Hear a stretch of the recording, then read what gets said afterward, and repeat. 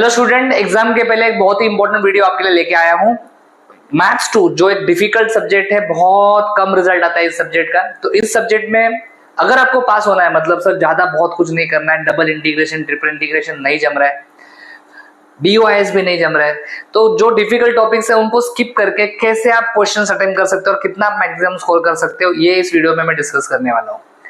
ये एक आपका प्रीवियस ईयर का क्वेश्चन पेपर है, इसी पैटर्न को फॉलो करके आपका पेपर ठीक है जो भी है आने वाला एक्सपेक्ट कर रहा हूं मैं। तो देखते हैं क्या करना है। पहला क्वेश्चन आप देखोगे तो ये अटेम्प्ट एनी 5 लिखा है, तो 5 ही क्वेश्चंस करने हैं इसमें आपको।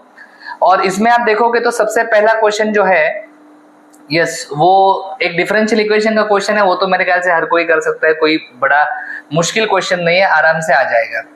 ओके चलो, सो इसको हम लोग कर लेते हैं टिक।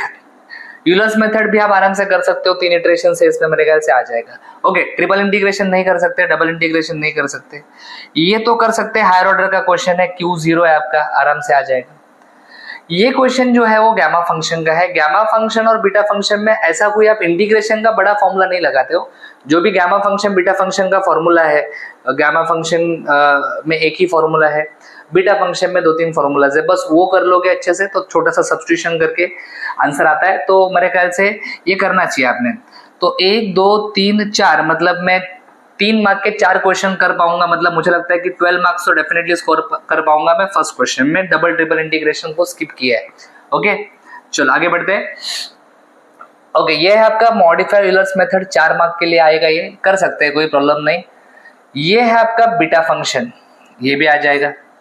तो इसका 3 मार्क, इसका 4 मार्क्स, सॉरी ये 4 मार्क्स के लिए होगा, ये 5 मार्क के लिए होगा। वेरिएशन ऑफ पैरामीटर, ये method of variation of parameter जो है ये डिफरेंशियल इक्वेशन में आएगा हायर ऑर्डर में, तो ये भी आप अटेम्प्ट कर सकते हो। कोई डबल ट्रिपल का इसमें कुछ ज्यादा लफड़ा नहीं है। हाँ, ये क्वेश्चन डबल इंटीग्रेशन का है, नहीं कर पाएंगे सपोज। ये क्वेश्चन हम लोग कर सकते हैं, मेरे ख्याल से नॉन एग्जैक्ट का क्वेश्चन दिख रहा है। एंड ये रंजे-कुट्टा मेथड भी हम लोग कर सकते हैं। तो इस क्वेश्चन में आप देखोगे तो आपका स्कोर हो सकता है, सारे क्वेश्चन मैं अटेम्प्ट कर रहा हूँ, मतलब yes I can attempt 15 marks. यहाँ पे ये मेरा फर्स्ट वाला क्वेश्चन मैं अटेम्प्ट नहीं कर पाऊंगा, तो यहाँ पे मेरा स्कोर हो जाएगा 4 मार्क्स का एक क्वेश्चन मैं निकाल देता हूँ, तो मेरा स्कोर हो जाएगा 11। आगे बढ़ते हैं। ओके, हायर ऑर्डर का क्वेश्चन डेफिनेटली मैं कर सकता हूँ। Mass of lamina double integration, चलो इंटीग्रेशन का लफड़ा चाहिए नहीं तो स्किप कर दिया। ये क्वेश्चन कर सकते हैं, नॉन लीनियर का क्वेश्चन लग रहा है मुझे, कर सकते हैं। तो ये 4 और ये 6, 10 मार्क्स मैं यहाँ पे स्कोर कर पाऊंगा। DOS का क्वेश्चन है। ओके, DOS अगेन थोड़ा डिफिकल्ट लगता है स्टूडेंट्स को, तो चलो इसको हम लोग कट कर देते कि नहीं हो पाएगा। डबल इंटीग्रेशन नहीं हो पाएगा। चेंजिंग इनटू पोलर, ये भी डबल इंटीग्रेशन, तो ये क्वेश्चन आप समझ लो कि क्वेश्चन नंबर 5 को करना ही नहीं है, इसको कंप्लीटली ओमिट कर दिया है ना। क्वेश्चन नंबर 6 हायर ऑर्डर का क्वेश्चन है, कर सकते हैं। Change the order of integration, double integration है, नहीं कर पाऊंगा, स्किप। हाँ, ये कर सकता हूँ, मतलब ये 6 और ये 4 कितना है स्कोर कर पाऊंगा मैं, 10 स्कोर कर पाऊंगा।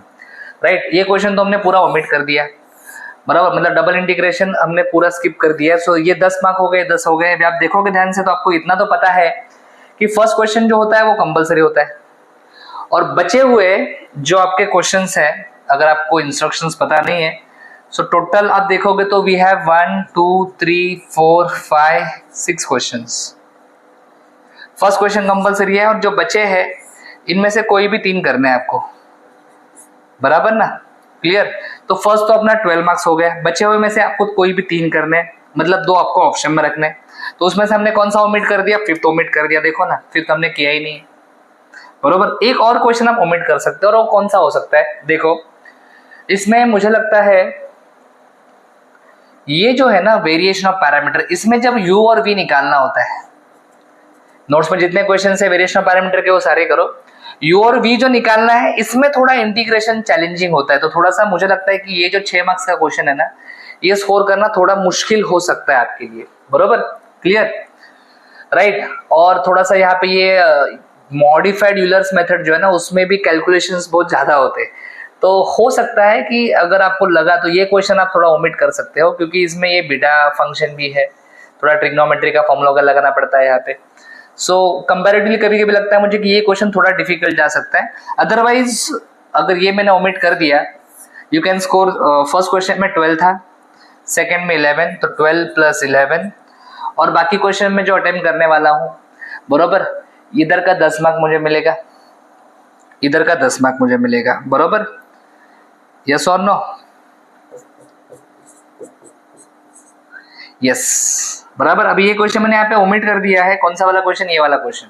हाँ, अगर सपोज आपको लगा कि सर ये आ जाएगा, मैं कर लूंगा ट्राई, कोई प्रॉब्लम नहीं, तो ये आप कर सकते हो। और इसकी जगह पे आप फिर क्वेश्चन नंबर 4 या फिर 10, जो भी आपको लगता है कि आपका प्रिपरेशन जिस तरीके से चल रहा है उसके हिसाब से जो आपको लगेगा, ठीक है, आप डिसाइड करो कौन सा ओमिट करना है। लेकिन मेरे ख्याल से ऑन एन एवरेज ये 10 10 10, इधर भी चलो 11 की जगह पे मैं 10 ही पकड़ लेता हूँ।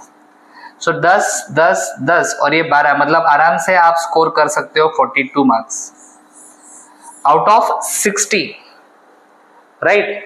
मतलब मुझे लगता है कि इतना प्रिपरेशन करने के बाद अगर हम 42 मार्क्स का पेपर लिख सकते हैं तो पास होने का बिल्कुल टेंशन नहीं है, पास होने का बिल्कुल टेंशन नहीं है। बस आप डिसाइड करो कि कौन से 2 क्वेश्चंस आपको ओमिट करने हैं और कौन से 3 क्वेश्चन आपको सॉल्व करने हैं। फर्स्ट तो कंपलसरी है, तो अगर मैंने फिफ्थ तो फिक्स ओमिट कर दिया हमने, बाकी इन तीनों में से कोई भी एक क्वेश्चन आपके हिसाब से आप ओमिट कर सकते हो। और वो जो भी आप ओमिट करोगे वो छोड़ के वो सारे टॉपिक छोड़ दो, बचे हुए सारे टॉपिक्स ठीक से प्रिपेयर करो, आराम से आप 40+ स्कोर कर सकते हो, कोई प्रॉब्लम नहीं है। अभी भी टाइम है, प्रिपरेशन कर सकते हो। अगर मुश्किल लग रहा है तो वीडियोस अवेलेबल है, अगर आपको वीडियोस चाहिए। यस, तो आपको करना क्या है, यस, आपको डिस्क्रिप्शन में कॉन्टैक्ट नंबर मिलेगा कोऑर्डिनेटर का, मैसेज करो, इमीडिएटली आपको वीडियो का एक्सेस मिल जाएगा। एंड फाइनली आप सबको मैं कहना चाहूंगा, प्रिपरेशन अच्छे से करो and all the best for your exam. Thank you.